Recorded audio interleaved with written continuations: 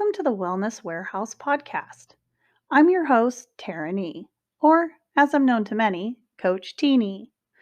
This is a podcast that discusses several aspects of mental health, total body wellness, the benefits of having a good support system, and so much more. As a certified professional, I will help you find solutions to common stressors while unpacking your past traumas and helping you form new positive behaviors. Can I ask a quick favor? If you love the show and it's helped you, can you please consider leaving it a rating or review? It really helps give the show traction. It allows me to help keep supporting others and doing what I love. You can tag the show on Instagram at Wellness Warehouse Podcast. You can also tag me at Coach Teeny. I greatly appreciate your love and support. Thanks so much. Now, on to the episode.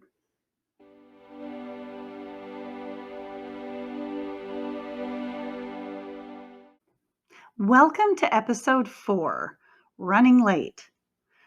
Are you always running late or even completely forget about appointments or work or school? Do you often forget to pay bills or put that trash can out at the curb on trash day? Well, don't worry, you're not alone and you can learn to correct these habits and behaviors. I'm so glad you're here today. I wanted to talk a little bit about lateness, tardiness, running late.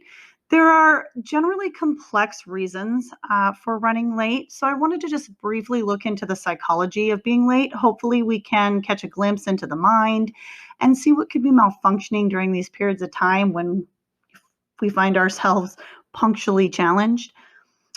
Most individuals who are aware of their tardiness are often quite ashamed of the damage it does or it's doing to their relationships, reputations, careers, finances.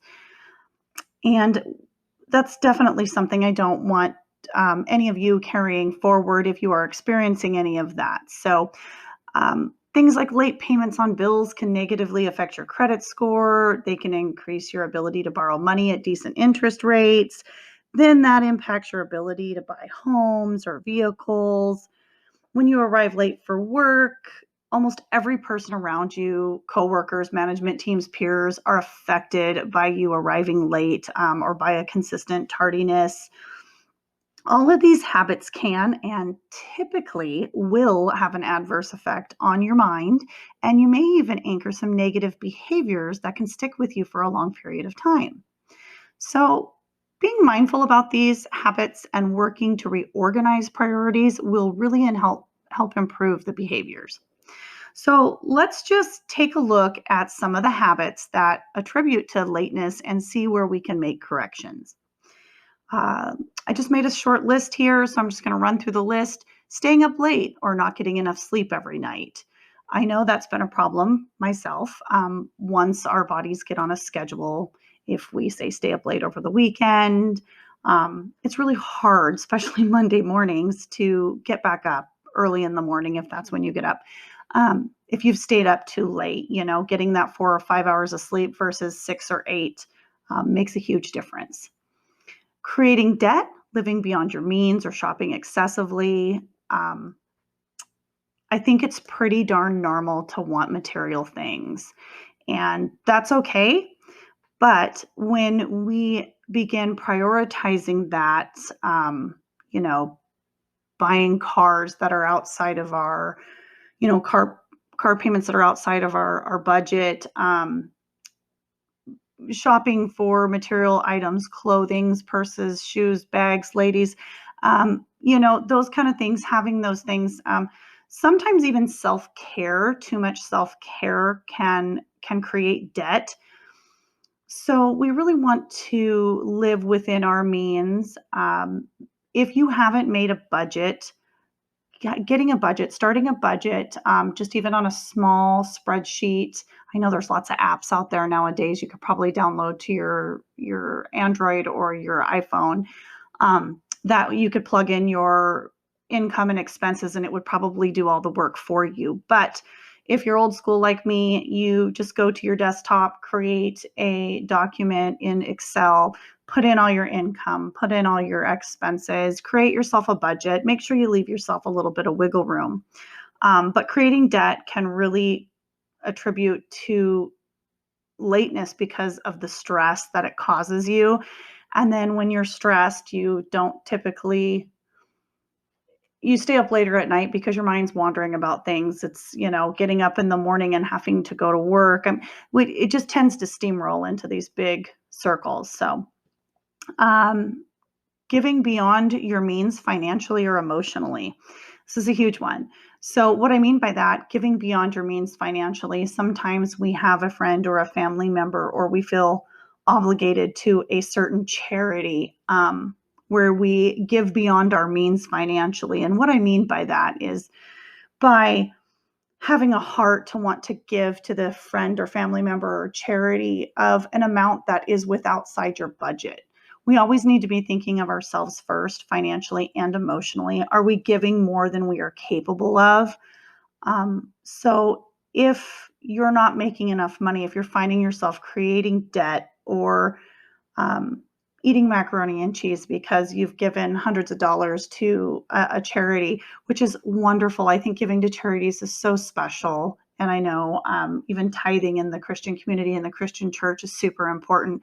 But I just want to make sure that we're living within our means. And so, what I mean by that, giving beyond your means financially or emotionally, is really just setting those healthy boundaries for yourself and making sure that it is within your budget. Um, Emotionally is being able to say no to people, individuals that need help from you when you don't have time. Typically, we like to try to be helpful for others. And so we find ourselves saying, oh, yeah, I can just squeeze that in, or sure, you can borrow this money and just make sure you get me back next payday. Well, if you're loaning money to somebody or doing a favor for somebody that's basically outside your budget, it's going to come back and bite you. And I'm just going to say that out loud because I've been there. It's happened, and that's just one thing I think that you can, you know, use as a tool to, start making these corrections. So that's what I've done. I've just got a list, and I know I've kind of rambled a little bit, but staying up too late, creating debt, giving beyond your needs, financially and emotionally, ability to have willpower. Isn't that great? Ability to have willpower. I have to say it again. Willpower is so strong. That's self-discipline. The willpower to say no, the willpower to say, I have to get up. So it was kind of weird when I typed it out, when I was typing out the outline for the podcast. I thought, I'm not sure how I say this. Do I say ability to have willpower or just self-discipline? Either way, that is a way that you can make a correction to running late, is to have the ability to have willpower. So creating that ability to have willpower comes from self-discipline, comes from us learning and growing and teaching ourselves how to do things so that we can create that willpower. Attitude. That's a great one, right? If you have a negative attitude, or, maybe you don't love your job, maybe you don't love what you do and you don't want to get up in the morning, so it doesn't matter. Arriving late, no big deal, don't really care. That type of negative attitude in anything that you do is going to attribute to other things in your life. So maybe you would never want to be late for, say, your best friend's wedding. But since you're always late for work because you don't care about that, you're going to create a habit that's going to make you late for those other things that may be more important to you. So, keeping the consistency, keeping the positive attitude, and showing up on time for things that aren't as important or aren't as savory as the things that we love creates those habits and behaviors. So, if you're going to make a correction, just double check on yourself, see where you're at. Attitude. If you're reluctant to change gear, to end an activity, to start another, then you're going to have to take a deeper look into what's making you feel this way. Everything takes willpower to carry out. So, additionally, there are other factors that can contribute to lateness. I'm going to get a little more analytical here and talk a little bit more on the mental health side. Fears and anxieties when it comes to having excess downtime, loneliness, too much time to think or obsess about something, There are several types of anxiety disorders, but these top 7 that I'm going to list can really affect your ability to function opposed to an individual without anxiety. General anxiety disorder, it's just GAD. Panic disorder, social anxiety disorder, PTSD, post traumatic stress disorder, OCD, obsessive compulsive disorder, separation anxiety disorder, and any type of phobias. Those are really going to make a huge difference on your being punctual. So, moving on, also in that same realm, ADHD, and I want to talk a little bit more about this. Many ADHD patients experience some form of lateness or tardiness, and typically it's because there's a lot of different aspects here, but I'm going to list a few. They're not as good at putting themselves outside of time, like figuring out how long things will take. They're typically absorbed by whatever catches their attention. Um, it isn't like ADHD really isn't like that simple attention deficit disorder, like I just can't pay attention. Um, Individuals who have ADHD are typically hyper focused and they stay focused on an activity when they should be moving on. And this can be both positive and negative in many situations, but on the negative side of it, when you are hyper focused and can't move on, it does in turn make you tardy or less punctual for something because you are so in tune and so hyper focused on what you're currently working on. Skipping over details, that's another activity, um, or when you're planning an activity, I should say. You're prone to individuals with ADHD are prone to thinking in general terms and they kind of skip over the details. They don't consider the fine points and what's involved in doing something. Um, Also, people with ADHD are often procrastinators. They don't get started on things until there's that sense of urgency. And I know a lot of us could probably relate with a lot of this right now. And, it's possible that we do have some form of attention deficit disorder. And I'm saying ADHD, but it could also be ADD. It could also just be I think it's adult deficit disorder or attention deficit disorder. There's one that H stands for hyperactivity. So ADHD, attention deficit and hyperactivity disorder. So typically, when I think of ADHD, I think of it more on a youthful scale where the hyperactivity comes in more for the younger children, 20 and under, and then ADD for adults, 21, 25, and above. So either way, they are very much the same.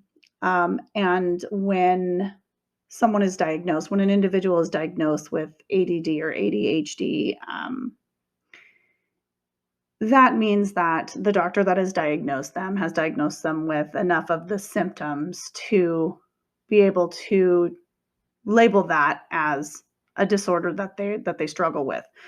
I strongly believe in learning in shows like mine and other shows that are out there and literature and books and any type of training or classes that you can take, coaches, therapists that that can help you work through a lot of this, using psychotherapy, using the talk therapy, is absolutely wonderful. So I'm just going to keep moving on here. Also, people with ADHD or individuals, as I like to say, not people, individuals with ADHD are often procrastinators. They don't get started till there's a sense of urgency. Um, they're a bit impatient. They don't like waiting. I mean, again, I can really see myself in all of these, but I'm pretty sure I don't have attention deficit disorder. Since you aren't a natural at planning ahead, you're not likely to think about the things that you have to do until they're pressing. Someone with attention deficit disorder they're not natural planners. They don't plan ahead. So there is a danger of being late in with all of that. So how do we combat this stressor? How do we combat the stressor of being late? Even if we don't have ADHD, even if we don't have a phobia or a fear or suffer some type of disorder, what if we're just always late because we're poor planners? Well, we can be better planners, correct? Correct? We can be better planners by taking charge. Sometimes it's really hard to take charge. Sometimes it's really hard to change habits. And why? Why is it difficult to change habits? Because we lack motivation, because we aren't self-aware, or we really struggle with discipline. And that's okay. The great thing is that everything in life is temporary in that situation. If you're not always late, if maybe you've just been late for a season, like I think that in my life, I think about that same thing. I mean, obviously, this podcast got uploaded late today. So there we go. But in my defense, I recorded while I was on vacation last week, and my family wasn't very happy with me, but I also feel an obligation to my listeners, and I know that you look forward to listening to these podcasts. You look forward to obtaining this information, and so I value you and your time, and I wanted to make sure that you weren't forgotten. So today I had to rearrange my schedule a little bit, so that I could make sure that I got this podcast done for you today. And I do apologize for its late upload, but hopefully you're listening now and enjoying the content that you're hearing. So again, we're going to go back. How do I combat the stressor of being late? How do I combat my punctually challenged self? So I want to encourage you to start with mindfulness, self-awareness, and discipline. Work on changing your sleeping patterns. Prepare for your day before you go to sleep. Set out your clothes, take a shower, update your Outlook mobile calendar. And if you're not doing this, if you're not using I think 99% of us have mobile phones nowadays. If you're not using your handheld device, the calendar that comes with that, or some type of Google or Outlook calendar in your phone, this is a must. It's literally the only way I can stay organized. And I have incoming bills on there. I have outgoing. I have my children's appointments, my husband's appointments, my appointments. I have my work schedules on there. I literally have everything on there color coded, and I live by it. I get notifications throughout the day, and that's how I keep from running late. Typically, like appointments, things like that, they'll buzz me 30 to 60 minutes before. And even if I had totally forgotten, I will then have my notification and we'll be able to start getting ready and move on to that appointment. So I really believe that if you're using the Outlook calendar, if you're trying to be proactive in your organization of your time and daily schedule, your time management, that is going to be a great habit and be helpful. It may not start right away, but it will eventually work. Morning meditation, exercise, or yoga can help you stay calm and balanced throughout the day. But if you don't make time for this in your morning routine, don't try to shove it in. It's not going to do any good for you to be late because you were meditating so you wouldn't be late. So please, when you're making your schedule, when you're preparing for your day before, um, make sure that if you are putting in some type of morning meditation or exercise or yoga, whether you go for a walk or a jog, that you're getting up with enough time to prepare prior to work or school or whatever engagement you have that day, appointment. Um, you can also set your appointment arrival times 15 to 30 minutes ahead. I've even had clients that have benefited from adjusting all the clocks in their homes to reflect 20 minutes ahead. Now, of course, you still have the mobile devices and they're going to autocorrect times. Our cell phones are always going to be on the correct time. So if that's the only time device that you're using that you don't set forward, maybe you have a smartwatch and that's toggled to your phone, and so that's giving you the same time as your phone. But if you have, say, a microwave clock, a stove clock, a analog clock in your bedroom, or some other area of your home, setting those 20 minutes ahead or even 15 minutes ahead will also help you after time. It takes a little bit of repetition, takes a little bit of time to get into the habit. But once you do, your mind will start seeing those numbers and you will start realizing that you are ready a little sooner. So, great thing. Just remember, you do still need to be accountable for your time even then. Check in with yourself often. keep a journal to log your progress. I think this is excellent. I do this all the time. Check in with myself. I use a journal so that I can keep track of my progress. Oh, I was late for this appointment on this day. I was on time for this appointment on this day, or whatever it may be. I mean, I use mine for many different things, but keeping that journal to log your progress helps, even if you have like a little notepad on your phone. Anything like that will really help you to stay accountable to yourself. Again, it's that self-discipline and that self-awareness. Saying no to obligations that don't fit in your schedule. This is what I was talking about a bit ago, about saying no, about not accepting responsibilities outside of our budget financially or emotionally. Same thing, saying no to obligations that don't fit into our schedule. And maybe that obligation is emotional, maybe that obligation is financial, but if it's not fitting in your schedule, it's not fitting in your budget, you're going to have to learn to say no. And I believe I did a podcast a few years back on learning to say no, and maybe I will upload that as just an additional piece. I think it's got some great content for you to look into then. And then one more, number 7, I had a list of 7 here. Respect and value others' time as you do your own. When I compiled this outline today, when I compiled this list and was making this outline today, I thought about this and I thought, how do I say this? Do I say have empathy for others? Because we have to be careful we don't want to make ourselves riddled with guilt because we're always late. Like I was talking about at the beginning of this podcast was the guilt and the shame that most individuals that are tardy, they often tend to feel ashamed because they know the damage it does. And I don't want us to anchor any guilt or shame. So I think the best way to say it is to respect and value others' time as we do our own. I know when somebody tells me they're going to be somewhere, like a client perhaps tells me our appointment is an hour long from 4 to 5.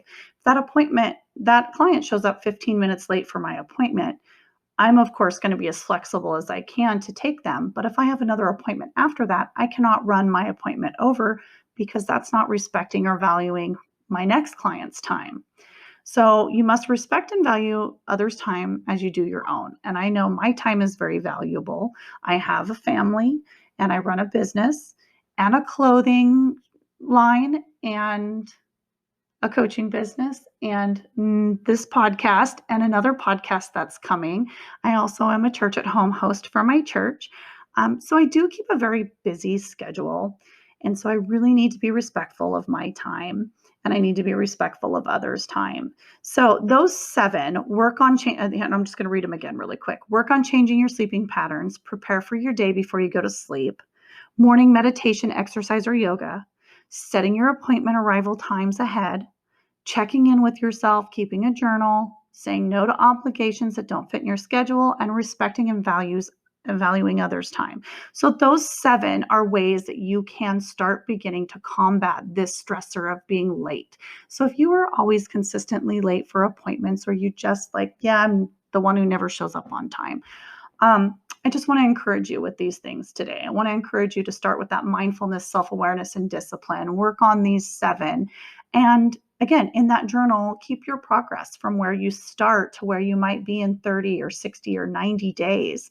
And see the progress moving forward. That in itself is going to be encouraging and inspirational. So I just want to remind you that everything in life is temporary, from the age that you are born, from the clothes that you wear when you're a child to the habits you adopt to the way you think.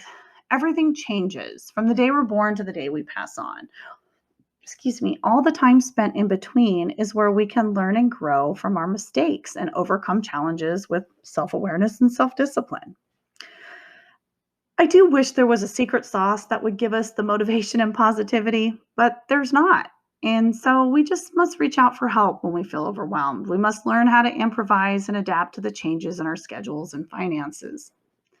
So if you're struggling with running late, hopefully this content has been helpful for you. And I hope that moving forward, you will take some of the suggestions I have made, and hopefully they will add value to your journey. Hopefully, they will help you combat these common stressors. And so, thank you so much for any of you that tuned in last week. Also, I wanted to just quickly apologize for the audio quality. Again, I was on vacation with my family and just wanted to make sure that I had some content for you. So, hopefully, I know I wasn't in depth as I wanted to be talking about the meditation and exercise, healthy food choices.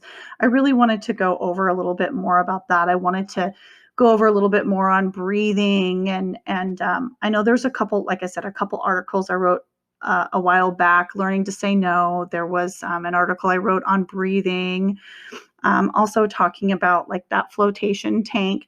Any information you guys want, you can always direct message me on Instagram at the Wellness Warehouse Podcast. And I would be happy to share that information with you. Also, this is premieres on YouTube. This podcast premieres on YouTube every Monday at 9 a.m. So you are also able to grab information from there too. And I can be reached, and I'm just going to pop my email in right here at the end of this episode for you. So feel free to send me an email if you have any additional questions. That is wellnesswarehouse@gmail.com. Thanks again for listening. Again, I appreciate you, and I hope this episode 4, we're on number 4, has been of value to you. Looking forward, we're still going to be talking about anger and frustration, loneliness, feeling burnout and ready to give up, being overextended and strained, some social and societal issues. We're going to talk a little bit about death, divorce, and marriage, new job loss, fear of the unknown. So we still got many things to cover. So I hope you'll stay tuned and continue to take this journey with me. Again, thank you so much for tuning in. I appreciate you. I'm Coach Teeny. Until next time.